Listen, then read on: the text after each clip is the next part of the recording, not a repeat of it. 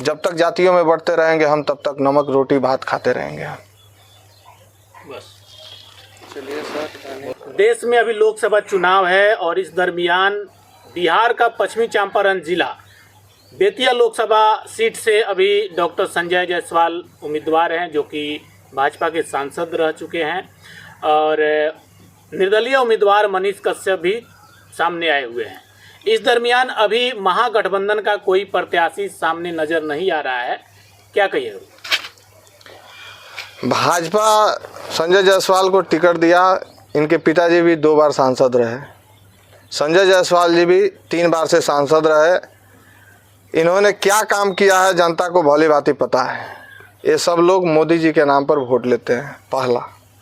दूसरा, निर्दलीय प्रत्याशी मनीष कश्यप बिहार में जनता के लिए आवाज़ उठाते हैं, बात सही है, जनता के लिए आवाज़ उठाते हैं, यहाँ तक सब चीज़ सही है, लेकिन जनता के लिए कितना खड़ा रहते हैं ये उन्हीं को पता है और एक जनता को ही पता है।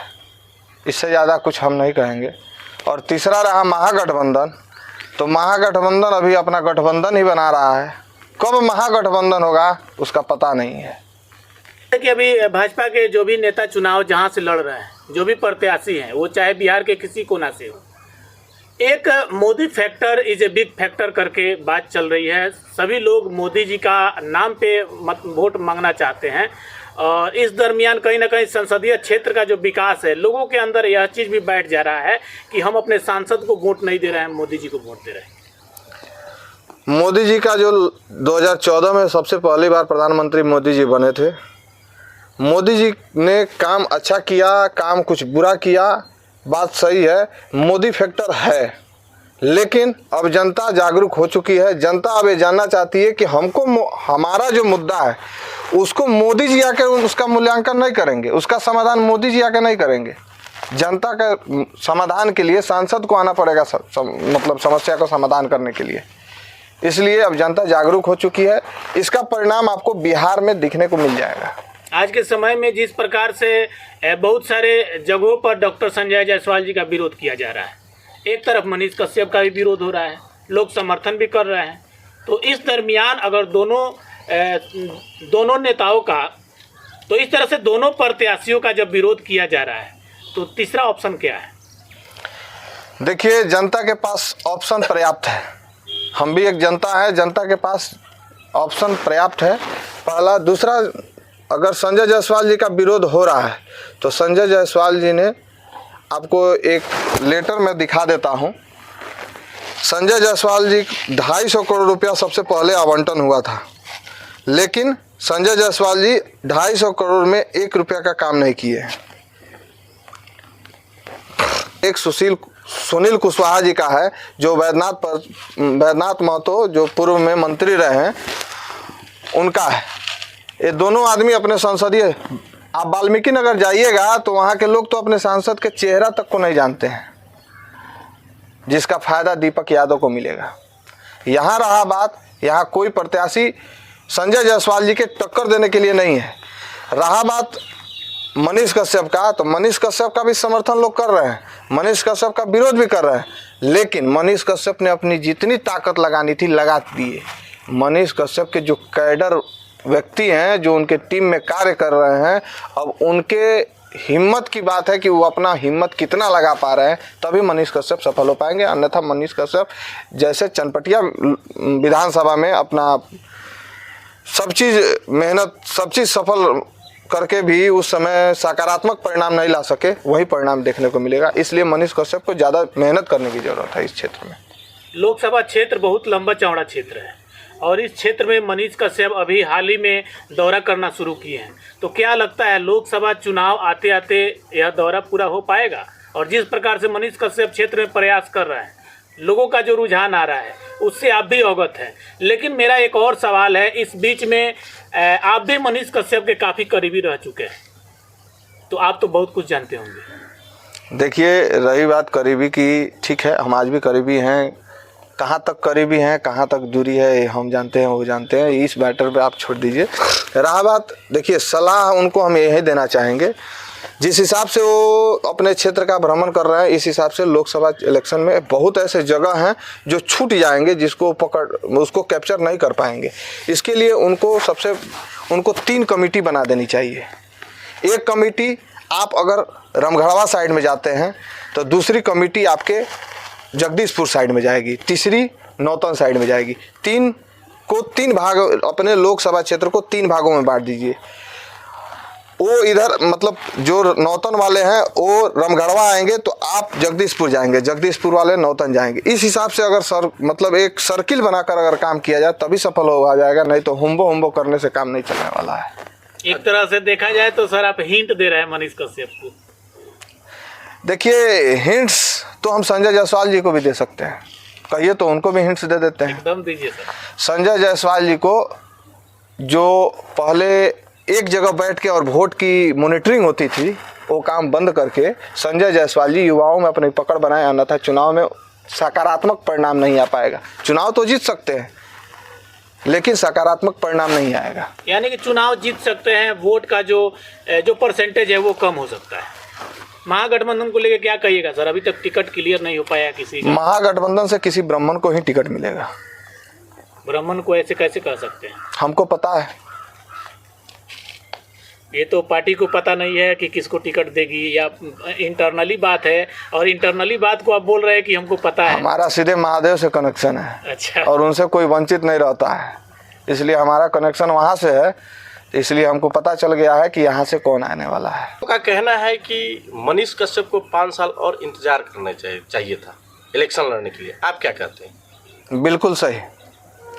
हिंदुवादी संगठन एक है जिसके बिहार के बहुत बड़े व्यक्ति से मनीष कश्यप जी मिले, उनका भी यही रुझान था कि मनीष जी फील्डिंग कीजिए, आपको विधानसभा में मौका मिलेगा। अच्छा, आप लोगों के द्वारा जब मनीष कश्यप जी विधानसभा चुनाव फाइट किए थे, उस समय कुछ केस वगैरह फाइल हो गया था, और उसी दरमियान आपका शायद कोई ज्वाइनिंग लेटर आया था, आपका जॉब भी क्लियर हो गया था, तो उसमें कहीं ना कहीं आपको वह जॉब छोड़ना पड़े या गंवाना पड़ा था, उसको लेके सर थोड़ा सा बताइए, आखिर हुआ क्या था? देखिए, इस बात पर तो हम कोई टिक्का टिप्पणी नहीं करेंगे, क्योंकि हरिवंश राय बच्चन जी का एक कविता है, जो बीत गई सो बात गई, मानो बेहद प्यारा था। तो सीट से कांग्रेस के प्रत्याशी भी आ रहे हैं, महागठबंधन के अभी क्लियर नहीं हुआ है, और बीजेपी के डॉक्टर संजय जायसवाल जी भी लड़ रहे हैं, और निर्दलीय मनीष कश्यप जी भी आ रहे हैं। तो क्या मनीष कश्यप जी महागठबंधन का वोट काटेंगे या डॉक्टर संजय जायसवाल का? मनीष कश्यप, और इसमें किसका फायदा दिखता नजर आ रहा है? देखिए, मनीष कश्यप के लड़ने से बीजेपी को ही नुकसान है, महागठबंधन को नुकसान नहीं है। हाँ, अगर यहाँ से किसी ब्राह्मण को टिकट मिल जाता है, जैसे मैंने पूर्व में बताया कि यहाँ से किसी ब्राह्मण को ही टिकट मिलेगा, अगर ब्राह्मण को टिकट मिलता है तो मतलब बड़े कास्ट के लोग कांग्रेस के साथ जाएंगे, क्योंकि सबकी नाराजगी संजय जायसवाल जी के प्रति है, क्योंकि उन्होंने 15 सालों में कोई कार्य नहीं किया है। जो अगर वो कहते हैं कि हमने ये कार्य किया, ये क्या मतलब अपने कार्य की गिनती कराते हैं, तो कार्य आपका कराया हुआ नहीं है, वो कार्य डायरेक्ट नरेंद्र मोदी जी का कराया हुआ है। तो उनका मतलब कार्य का जो डिग्री है वो ये डॉक्टर संजय जायसवाल जी न लें तो उनके लिए ज़्यादा बेहतर होगा। मनीष कश्यप को लेके सर एक चर्चा चल रही है, बहुत सारे समर्थक हैं जो खुल के मनीष कश्यप के साथ अभी नहीं आ रहे हैं। उनका कहना है कि मनीष कश्यप जब नॉमिनेशन कर देंगे, नॉमिनेशन उठाने का जो समय है वह चीज़ खत्म हो जाएगा, उसके बाद हम लोग मनीष कश्यप के साथ खड़े होंगे। तो कहीं ना कहीं उनके अंदर यह शक बैठा हुआ है कि मनीष कश्यप नॉमिनेशन देंगे या नहीं। इस बात पर तो मैं पुष्टि कर सकता हूँ। देखिए, मनीष कश्यप के साथ बीते जब से चुनाव लड़े हैं तब से अब तक उनके साथ षड्यंत्र ही हुआ है। इस षड्यंत्र के वजह से भी लोग कहते होंगे कि भाई मेहनत किया जाए, मेहनत पर पानी फिर जाता है, तो इस वजह से भी हो सकता है। कुछ मनीष कश्यप की गलतियां हैं जो बीते चुनावों में देखने को मिला, जिसका परिणाम उनके साथ रहने वाले भुगत लिए। तो अगर वैसा गलती अगर करते हैं तो इस वजह से भी लोग उनके साथ नहीं जा रहे हैं। बात आपका कहना सही है। अभी उनके साथ जितने भी समर्थक उनके घूम रहे हैं वो केवल 30% है। 70% जो समर्थन देने वाले लोग हैं वो अभी आराम से अपने जगह पे बैठ के उनके लिए जो भी करना है वो कर रहे हैं। क्या लगता है सर, अभी आपने बोला कि जैसे कि मेरा कनेक्शन जो है महादेव से है, तो इस चुनाव को लेकर के आप भविष्यवाणी कर सकते हैं? बिल्कुल कर सकते हैं। तो थोड़ा सा हम चाहेंगे कि आप भविष्यवाणी कीजिए। बिहार में 40 लोकसभा सीट है जी। 25 से 30 लोकसभा सीट एनडीए के खाते में जाएगी जी। और 10 से 15 सीट जी वो आपको महागठबंधन के खाते में जाएगी। चाहे महागठबंधन हो या निर्दलीय हो, इसको हम नहीं कह सकते हैं, लेकिन 25 से 30 एनडीए के खाते में जाएगी। जैसे मैं बेतिया लोकसभा की बात करूं तो इस पर आपका क्या मतलब रहेगा कि कौन यहां से आएगा, कौन हारेगा, इसको लेकर के आप क्या कहना चाहिएगा? देखिए, अभी के स्थिति के हिसाब से देखा जाए जी तो संजय जायसवाल जी भारी हैं मनीष कश्यप के ऊपर, सबके ऊपर। तो सबके ऊपर कुछ लोगों में तो मनीष कश्यप को लेकर के बहुत ज़्यादा क्रेज है कि नहीं, युवा सपोर्ट कर रहे हैं, मनीष कश्यप को आगे आना चाहिए, मनीष कश्यप को हम लोग जिता देंगे। बिल्कुल, बात आपका कहना सही है, क्योंकि संजय जायसवाल जी अब रिटायरी के कगार पे हैं जी। 60 के बाद सरकार रिटायर कर देती है जी, तो इसलिए 60 इनका अब अवधि समाप्त हो गया है, इनको संन्यास ले लेना चाहिए इस सब चीज़ों से। अच्छा, जैसा कि आप बोल रहे हैं कि संजय जायसवाल जी चुनाव जीतेंगे, और एक तरफ आप ही के द्वारा बताया जा रहा है कि उनके द्वारा विकास बिल्कुल नहीं किया गया है, तो चुनाव जीतने का वजह क्या होगा? मोदी फैक्टर। मोदी फैक्टर, मोदी के नाम पे, केवल मोदी के नाम पे, पार्टी के नाम पे, है ना? बिल्कुल। बिहार के सबसे बड़े चेहरे मनीष कश्यप थे। बहुत से लोगों का दावा था कि मनीष कश्यप को बीजेपी टिकट देगी या कि कोई भी पार्टी उनको टिकट देगा।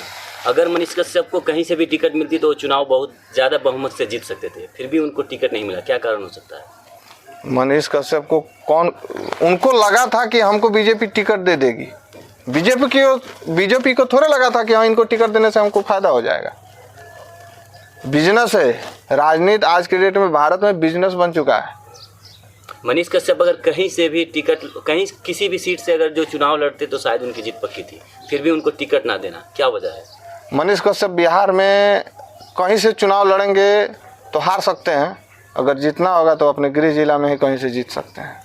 तेजस्वी प्रसाद यादव के द्वारा जो अभी 5 लाख रोजगार देने की बात कही गई थी, उसको लेके नीतीश कुमार जी बोल रहे हैं कि रोजगार हम दिए और बड़ाई वो कर रहा है, तो इसको लेके क्या कीजिएगा, इसको लेके क्या कहिएगा? और जिस प्रकार से अभी लोकसभा चुनाव में तेजस्वी यादव को लेकर भी युवाओं के द्वारा बताया जा रहा है कि जिस प्रकार से वो रोजगार का साधन मुहैया किए हैं, रोजगार दिए हैं, तो उसको लेके कहीं ना कहीं उन पर भी उम्मीद है।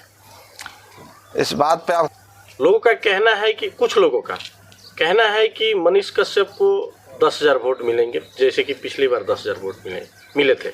आपको क्या लगता है? एरिया बड़ा है, कुछ बढ़ के मिलेगा। बढ़ के मिलेगा। एक और सवाल है कि काराकाट से पवन सिंह इलेक्शन लड़ रहे हैं, वहाँ पे बीजेपी भी नहीं लड़ रही है, जेडीयू भी नहीं लड़ रही है, उपेंद्र कुशवाहा लड़ रहे हैं, तो उनको ऐसा क्या लगा कि काराकाट से वो इलेक्शन लड़ रहे हैं? आज प्रत्याशी कमजोर लगा।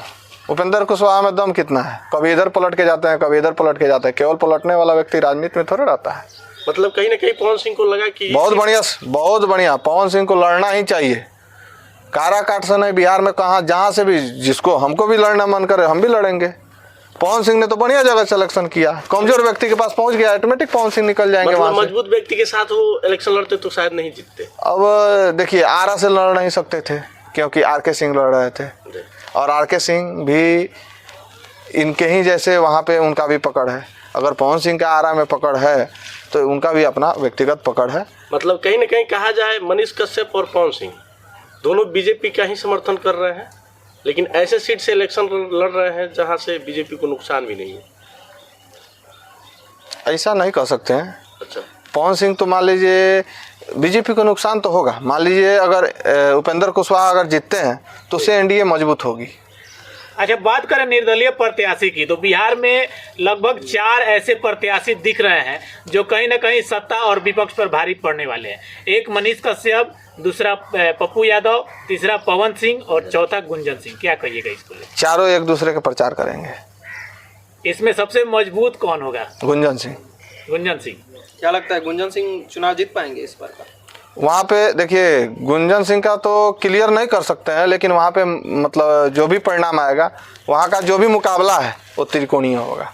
अच्छा, बिहार की जनता के लिए अंत में क्या कहिएगा? बिहार की जनता के लिए कह रहे हैं, सोच समझ के वोट कीजिएगा। अगर आप युवा हैं तो अपने भविष्य को देखकर वोट कीजिएगा। अगर आप बुजुर्ग हैं, आपके बाल बच्चे के मतलब अपने बच्चे का चेहरा देखकर वोट कीजिएगा, तभी आपका विकास हो पाएगा, नहीं तो नहीं हो पाएगा आपका विकास। ये तो आप भी जानते हैं कि बिहार में जातीय समीकरण पे इलेक्शन होता है। जब तक जातियों में बढ़ते रहेंगे हम, तब तक नमक रोटी भात खाते रहेंगे हम।